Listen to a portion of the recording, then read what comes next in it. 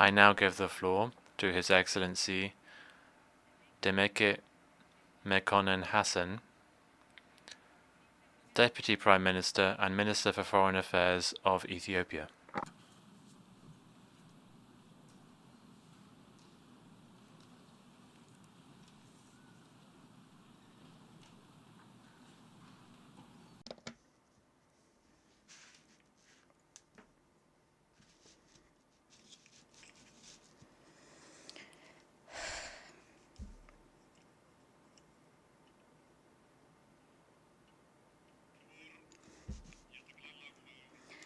Excellency, President of the General Assembly, Excellency, Secretary General of the United Nations, Excellencies, Heads of State and Government, the peace-loving people of our world, ladies and gentlemen.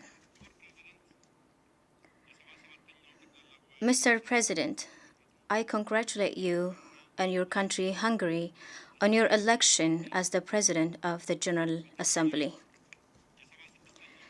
I would also like to thank His Excellency Abdullah Shahid for his service and leadership during the 76th General Assembly. I have the greatest honor to speak before this august assembly representing my country, Ethiopia. We are at a historic crossroads in the evolution of our multilateral system.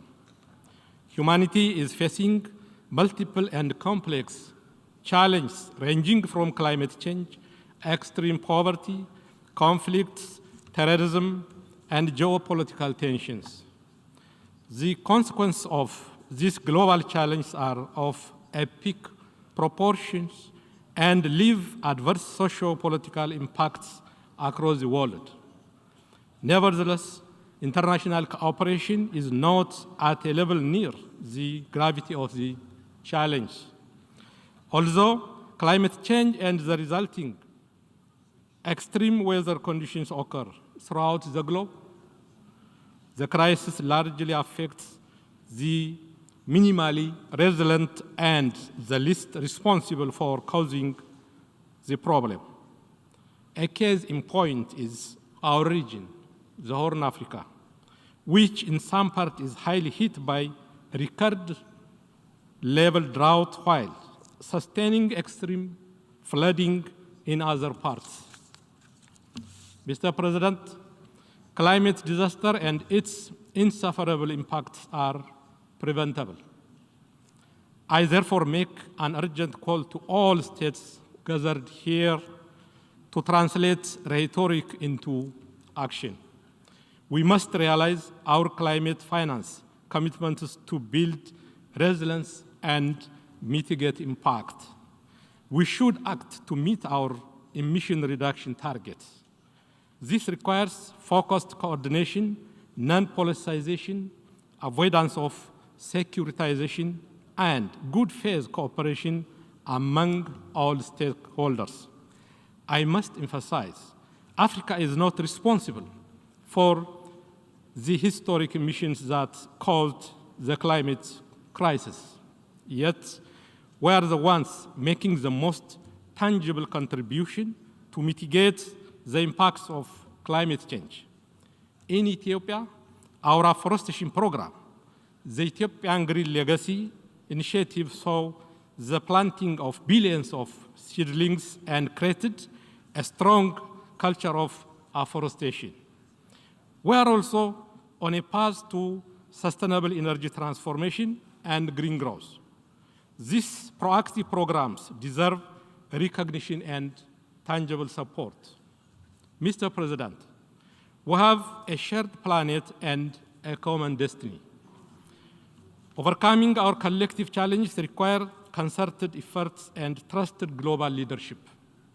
We are gathered here because our forefathers, learning from the tragic episodes of human history, decided to establish the United Nations as the guardian of peace. However, we are yet to achieve true universality in the main organs of the United Nations. Africa has no permanent seats at the UN Security Council. Our quest for African solutions to African problems is yet to be given the respect and support it deserves. We believe these considerations underpin the credibility of the Council in the continent. African problems are sustainably addressed when approached in the true context of the region and take full account of the strategic interests and aspirations of the countries concerned. It is only when we do this and uphold regional solutions we could start reducing the proliferation and overextended study of African issues in the UN Security Council.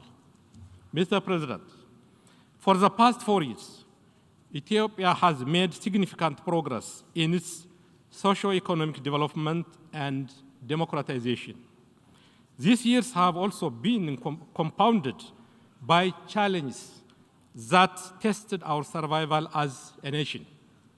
In November 2020, the most heinous and treasonous attack was waged against the Ethiopian National Defense Force that protected not only the peace and stability of Ethiopia, but also helped keep peace in other countries on behalf of the United Nations and the African Union. The criminal group that remains hell-bent in destroying societal foundation of our country colluded with external actors opposed to our development aspirations. The insecurity this group created has been very tragic and costly. Yet, the government of Ethiopia has earnestly tried to avoid this conflict. Regrettably, our efforts to prevent the conflict from igniting were not successful. Thanks to the resolve and determination of Ethiopians, the designs of our adversaries against Ethiopia's progress have been frustrated. We have also paved a path for peace and recovery, relying on the ability of the peace-loving people of Ethiopia to reconcile, make peace among ourselves, and start the process of healing. We thus call for support to our agenda for peace, reconciliation, and reconstruction. We also urge respect for and support to the EU-led peace process. Any other approach, including the politicization of human rights and unilateral coercive measures, will not yield any positive outcome. Mr. President, the past year has also been a milestone for my country and we believe to the entire Nile River Basin. Our project, the Grand Ethiopian Renaissance Dam, commenced lighting our homes and fulfilling our intergenerational aspiration. All the glory and gratitude go to the people of Ethiopia who financed this project. The dividend goes far and wide to the entire region. Taking this opportunity, I reiterate Ethiopia's commitment to equity and cooperation in the use of transboundary rivers and shared prosperity with all riparian countries. We will continue in good faith the trilateral negotiation under the auspices of the African Union to reach a mutually acceptable outcome. Mr. President, over the past 3 years, the implementation of the Sustainable Development Goals encountered serious setbacks. The global COVID-19 pandemic has tested our health system. Global trade in goods and services was halted, causing a great deal of loss to our economies. The response by international financial institutions has been below the required level and did not account for the special vulnerability of least developed countries. As the Secretary General of the United Nations put it, it is necessary to turbocharge the implementation of the SDGs. We call for enhanced focus and support to national efforts to improve agricultural and manufacturing productivity, increase investment, facilitate technology transfer, foster fair trade, redouble debt cancellation, and restructuring, and enhance international finance for national priority projects.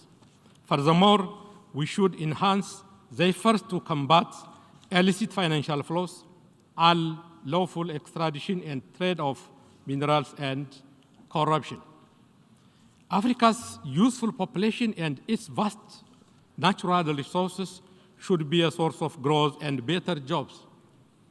Africa can be the showcase for green and sustainable development. It can feed and power itself and the world. This requires reform of the global financial architecture to ensure more equitable, speedy, and collaborative cooperation based on the needs and potential of least developed countries. More importantly, we must actively support governments that work to create a conducive environment for the prosperity of their countries. In addition, Africa's effort to chart its destiny must not be complicated by big power competition. Mr. President, allow me to conclude by re-emphasizing the need to scale up international cooperation. The gravity of the challenge we face today demands us to come together in search of collective solution. We need more, not less, multilateralism.